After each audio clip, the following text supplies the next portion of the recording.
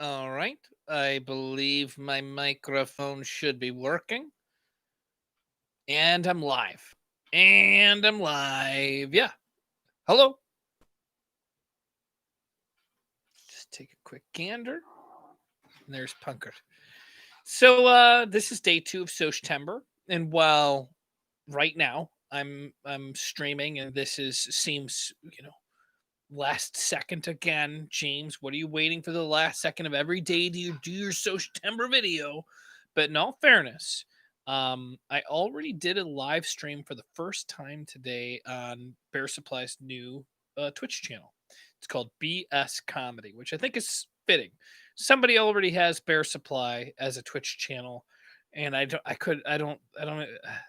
don't remember if I actually checked, but I don't think there's anything even on the channel. It might even be one of the Bear Supply guys accidentally claimed the channel and doesn't even use it or know it or have or remember the password to it. I don't know. But nonetheless, we are BS Comedy. And we did a live stream of Ace Attorney Phoenix Wright, or is it Phoenix Wright Ace Attorney? And we did the first whole episode. And it was fun. It was funny. I don't know how the audio sounded because it was my first time getting the Bear Supply guys in and doing a Discord call while streaming, and I think some of my internet problems were I didn't I gotta probably got to boost my speed in order to be able to share my screen and have my stream go out at the same time. Uh, m- there were so many favorite things about it, the voices that people did, and I hate to pick a favorite, but Joey, the way that he did Phoenix Wright, because we randomly picked the characters. We used dice to pick who would play who, and Joey randomly ended up getting Phoenix Wright. And he was doing it like an anime character, which when he said he was going to do it like an anime character, I was like, I don't know if this is going to be appropriate. I don't know what he means when he says I'm going to do this like an anime character.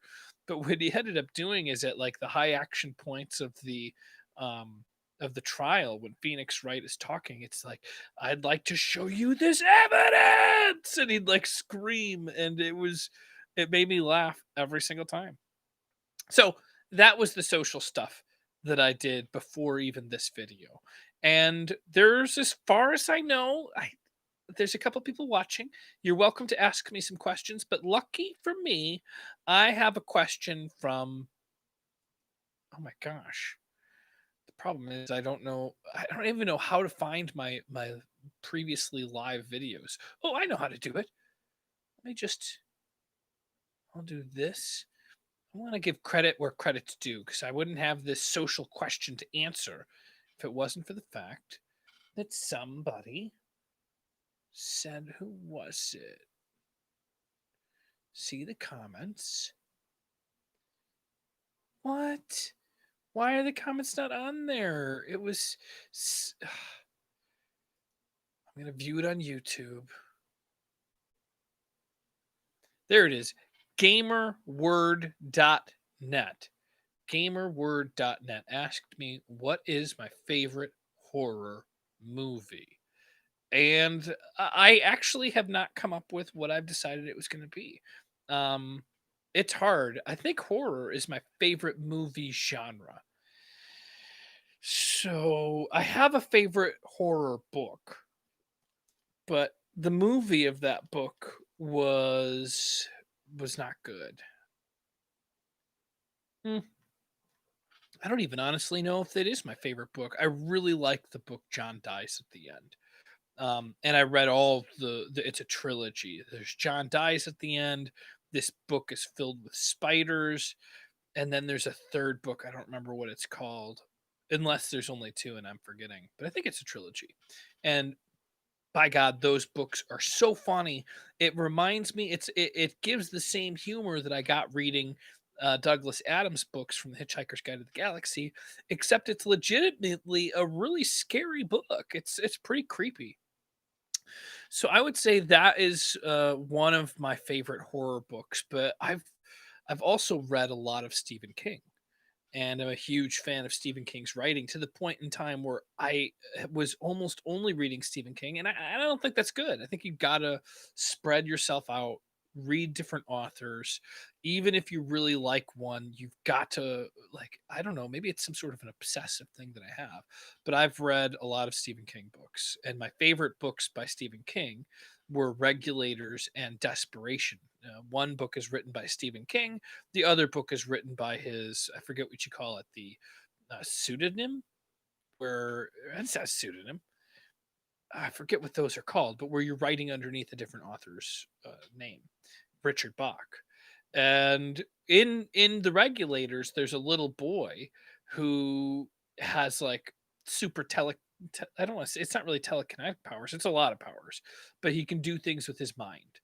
And in that book, there's a whole series of characters that are basically being held hostage in their neighborhood. And as characters, I don't know if I should spoil it, but I don't even know if you can spoil it because it's not even official. But in the book Regulators, when somebody dies, they show up in the book Desperation, which is this old Wild West town, which almost feels like it could be out of. I haven't read all of the Dark Towers yet, any of them. I've read half of Gunslinger, which is the first Dark Tower book. But it reminds me of something that would be in that world, the town of Desperation. So I still don't know what my favorite horror movie is. I think I hate to say something that's so recent because I feel like I only like it because it's one of the last great horror movies I saw. But I loved the new movie It. I haven't seen episode two. I've heard it's not as good as the first one, which I don't know. I gotta watch it. Um, but the book It is probably, I don't know, it's another one of my favorite horror books. That book is so good. There's some problems with the novel It though, and I don't know what they did in the movie. Um, well, they didn't exactly. the- In the book, there's like basically an orgy in order to save themselves from, Pennywise. But they're all kids. It was just weird. It was a weird way to write a book. Loved the book, thought it was super scary. That specific spot took me out of it because I was like, this is a little strange. So, what is my favorite horror movie? I guess it might be, I don't know. There's a side of me that wants to say Dead Alive, but that's not because it's a horror movie. I like Dead Alive because it's a B horror movie. It's a Peter Jackson film. And it was a movie that I would get from the video store when I was too young to rent it. I think it was rated NC-17. And it was hilarious. I mean, it was a very funny, campy horror movie way before Lord of the Rings was made. But in it, one of my favorite characters, it was this priest. I don't remember the priest's name, but he had this line where he would jump down when he was about to fight the zombies, and he was like, "Oi, kick ass for the Lord!" And that was a pretty cool character, but not scary. Not a scary movie. I would say maybe the most frightening movie I've ever seen isn't even a horror movie. It's the movie um Requiem for a Dream. Now that's a horror movie. That is a movie that makes you terrified because it's so real. It's about drugs, and there's basically three different stories going on with it. Maybe even more. But there is the mom who's taking drugs that are prescribed to her. There's the kid who is taking the drugs, and it's like a couple. There's a couple that are taking the drugs and they're selling the drugs and they just get into heroin. But it's their delusions that come along with it. And that is a pretty terrifying, it's a pretty terrifying movie. But again, that's not really a horror movie. Hmm. Maybe it would be maybe it would be the first Alien movie. Maybe that's what I would consider the scariest movie. Is it my favorite horror movie though? I don't know.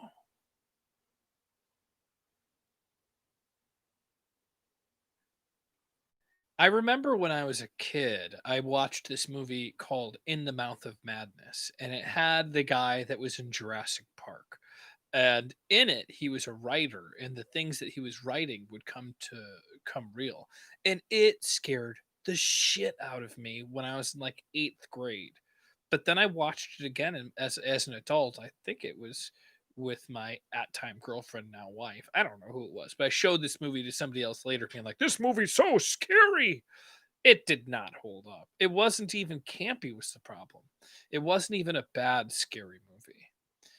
What would be my favorite scary movie? I want to say Evil Dead, but Evil Dead I like again because it's campy. Army of Darkness is a good horror movie, but it's really more of an action movie and it's more of a comedy. Let's see. Scream. Now that one's really actually pretty scary. I know what it is. It's the first Saw movie. The first Saw movie is, I think, the scariest, most well done. I didn't like the rest of the Saws, but that first one was terrifying. And it was one of those movies that scared me even after I had seen it, like made me nervous for days. And later on, I ended up looking it up. Actually, I didn't look it up. Somebody showed it to me. The first, I don't want to say the first Saw, before Saw was officially made, it was a independent short film, probably something that they used to sell the concept of the idea. And it was all made in 15 minutes. And it just had one of the many stories from it. And it was so scary considering it was probably done for less than, I don't know. Money is so hard to tell when you're talking about film, but it was super low budget. It was a super low budget 15-minute movie, and it had Jigsaw in there. But I still can't say that that's my favorite horror movie. I don't know. Let me think a little longer about it.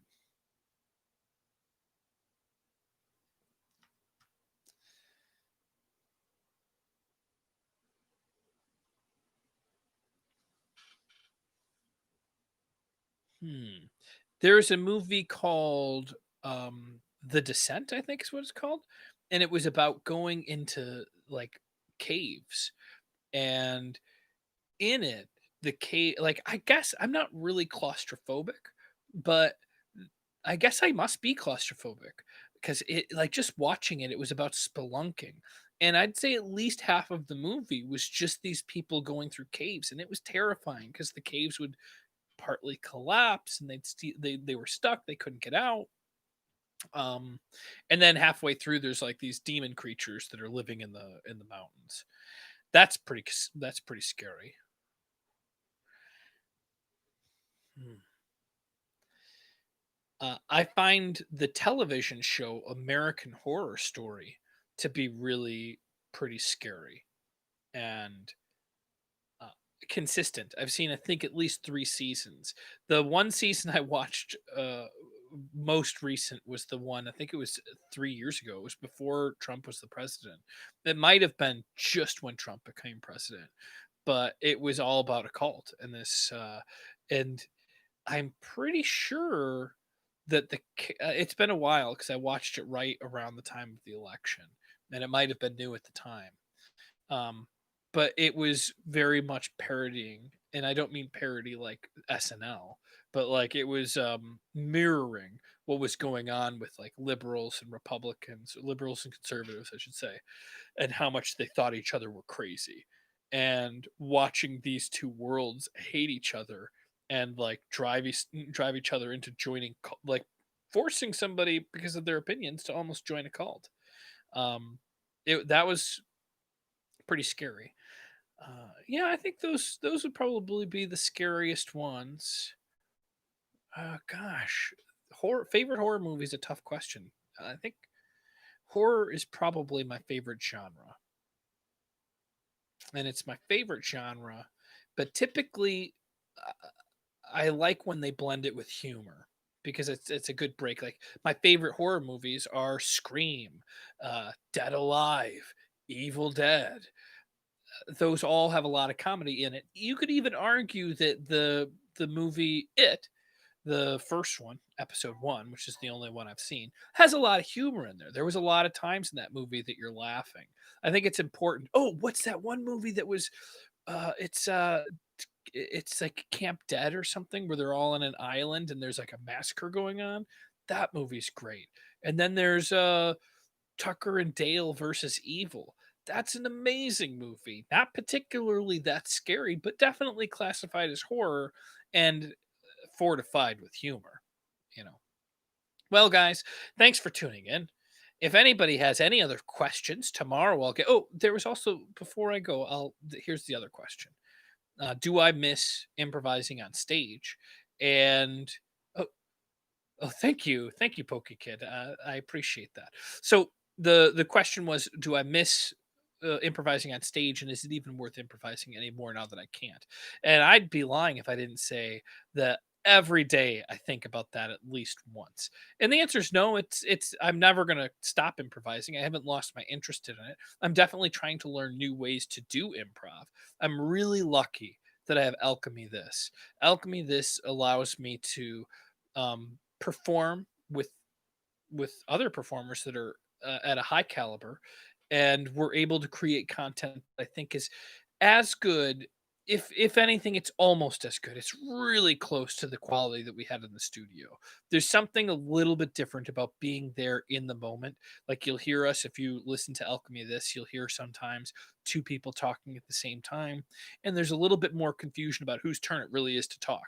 When you're in the presence of a person, that energy is so much easier to pass than it is through a Zoom call. Because in a Zoom call, sometimes when somebody else is talking, it will literally mute another person so you can't even hear them. So if you're talking, you won't even know somebody's trying to interrupt. That doesn't happen when you're in the studio recording. I feel lucky that I have Alchemy This. There is some disadvantages to it. Bear Supply is tonight. We did our first live stream on Twitch, twitch.tv/BS comedy. Um, and those guys I've been improvising with for over 10 years. And they are definitely, I love Alchemy This, but my first love is Bear Supply. And I'm glad that when we do Zoom shows, which we're bringing back in 2 weeks, I guess I should be able to announce it, not this coming Wednesday, but the following Wednesday, we're going to do a live show and we're going to start doing our shows again. We're going to really invest in doing some live stream stuff. It sucks to not think about being able to go into a theater and perform on the stage in front of people because it's a different kind of magic. It's like a drug for me to be able to get up on stage. Like I know that there's been times where I'd have a my back was out, like I have problems with my sciatic nerve, I could barely walk. But all of a sudden when I step on stage, it's as if I'm 100% healed. Even sickness, like you'll be coughing and like this would never happen now. If you're coughing, you're not going to be allowed to enter a theater, a lot less get on stage. But I do remember times that I've been very sick and like not feeling good and I'd still go in. Gosh, I feel like an asshole even saying this. But you get on stage and I'm not coughing, I'm not sniffling, I'm not anything. And then when the show's over, all of my ailments come back. Uh yeah. I remember you used to do the live stream shows with Morgan. Adventure Bits, I think it used to be called, or is it a gaming channel? Oh, if you're not familiar, actually, you should check it out. The Adventure Bits, I don't know if you know this, but we are doing a Dark Souls remaster walkthrough there and a Dark Souls 3 walkthrough there. We're doing a lot of gaming walkthroughs, not improv there, but BS comedy. And if you go to Bear Supply on YouTube, you can see some of the shows that we streamed for the West Side. The West Side has taken down. They basically they're not doing their Twitch shows anymore. So we're going forward doing our Twitch shows on our own channel. My biggest thing isn't really the it's performing, but the other thing I loved teaching as much as I loved performing. I felt like when I was teaching, I typically would teach like 2 or 3 hours in a row. It would be like doing a show, but a show is 1 hour. And when you're teaching, you're able to work with this group of people and it's for like 3 hours. And it's the same thing. You're at the top of your game. Everybody's engaged and it's active listening. Uh, I I feel even bad saying this, but I don't believe in doing Zoom improv classes. I did a couple of them with the teams that I was working with, and one of the biggest problems was people don't have, not everybody has the same quality tech. So there are some people that are using their cell phone. And you can't improvise with somebody if you can't understand them correctly. Even when you're on stage, you want to make sure you're making eye contact with the player so that even if there's something that you're saying that you mean something else, you're communicating as much as you can. You can't 100% communicate with people over Zoom. To teach people to do improv over Zoom, I feel is just, I mean, I guess it's better than nothing, but it's in my mind, it's not really anything. Like you can do 1,000 Zoom rehearsals and 1,000 Zoom class shows or whatever. You step on stage, all that's different. It's very different doing a show on stage than it is on Zoom. I would argue that you could learn to do improv in a Zoom show and you could probably get better at it taking classes, but those skills are not going to carry over to being on the stage. I don't know. Where was I going with that? Yeah, so I'm gonna wrap up this stream. Thank you guys for tuning in. I know that it's just getting started and you're just arriving, and I'm ending it quick. But I'm gonna, if you are not familiar, I'm doing something called Timber, and every day I'm gonna do some sort of a social video. It's not going to be the live streams that I do. It's not going to be video games. Technically, the Phoenix Wright attorney at law or whatever it was that I did earlier with Bear Supply, that technically could have counted because I was being social. I'm going to make sure that every day in September I make some new video where I'm being social. And in this one, I'm being social because I'm interacting and answering questions. So it would make it easiest on me if I got to hear questions from you in the comments or even now, and I'll take them forward tomorrow. And yes, it is improv. Doing Alchemy this on Wednesdays is the best thing that I have going. It's what I look forward to all week long. It's the one chance I get to really perform. Mondays and Wednesdays. Mondays is when I record the adventure bits. All right, guys. Thank you. See you soon.